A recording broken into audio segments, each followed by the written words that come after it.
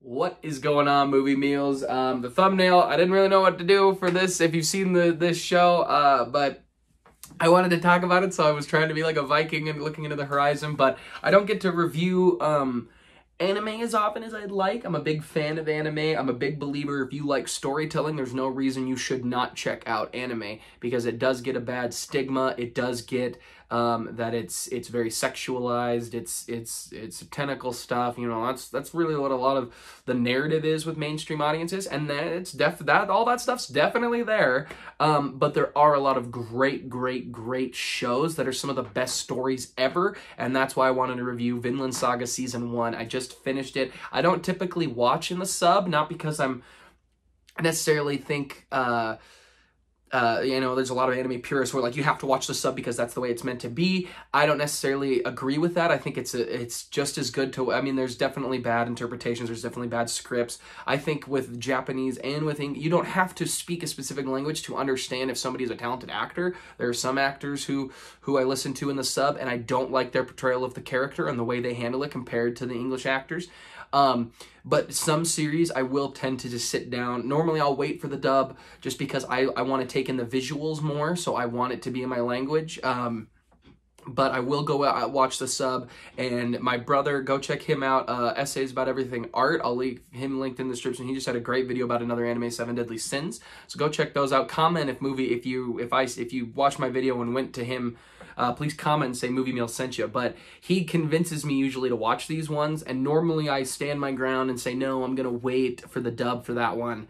But for this one, I had free time, and I decided to sit down, and I started it months back when it was first airing on Amazon Prime in the sub, and I just, you know, I'll just take an episode here and there at night just to really zone in and watch it. And this show is fantastic. This show is filling the Game of Thrones need I've needed. It's all about Vikings. It's dark, it's violent, and it's a prologue. The first season is a prologue to the real story we're getting.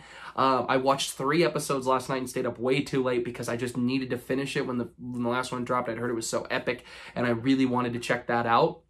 And this show is really interesting. I will have minor spoilers, so if you haven't seen it, I'll give you a big warning. I'll finish up my non-spoiler review.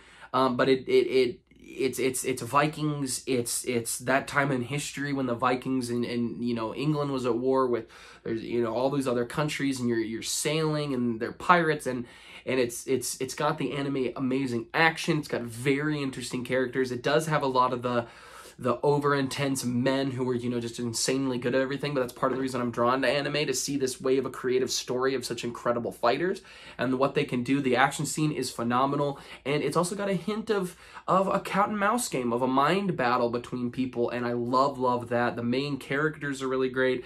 Like I said, I think if you understand acting, you can tell if somebody's a good actor without having to speak their language, because you can get that through the body movement or the mouth or the sounds and the way they portray, especially with voice acting, the way their voice is portraying and how you see it through the character, I think works. And this show, all the actors in Japan are fantastic. I really like all their portrayals, especially for, I'm going to butcher all the names, but Askeladd and Thorkel and Thorfinn and Thors, all these guys, Leif, are just fantastic, and I love the way they're portrayed.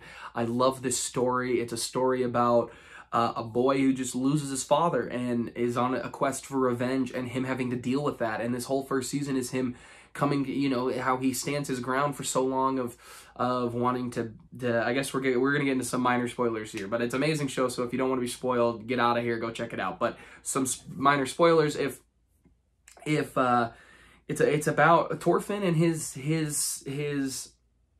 desire to get revenge, and how for 11 years this is all he thought about, and the way it ends is so fantastic, where it doesn't end with giving him what he wants, and as a viewer you're unsatisfied because that's what you wanted. But now I'm so interested to see that this was a prologue to the real story. What is this real story? We see characters at the end that I want to get into.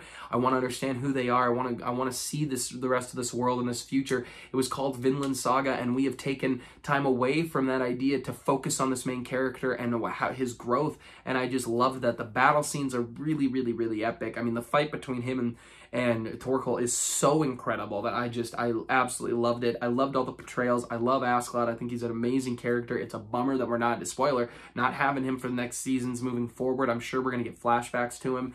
But it's an interesting look at the way at the world when Christianity is being introduced kind of into the world, when there's still Norse mythology alive and well in this time of decade, and it does have the anime liberties as well as focusing on some parts of real history, and I've really loved that. I love Canute. I love what the ending of this season was, really fantastic, and the guys, this really is a great show. So if you want an introduction to anime, I would recommend it.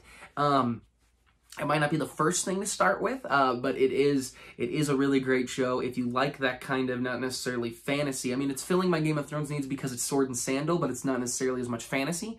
But I love the fantasy aspect, the little bit of fantasy you get. I love the history you get. I love the battles. I love the action. I love the characters. The acting is really great. I want to rewatch it in the dub now to see if there's anything I missed, if it ever airs, and if we get an English version of it. I want to see if there's any visuals I missed, because it's visually stunning.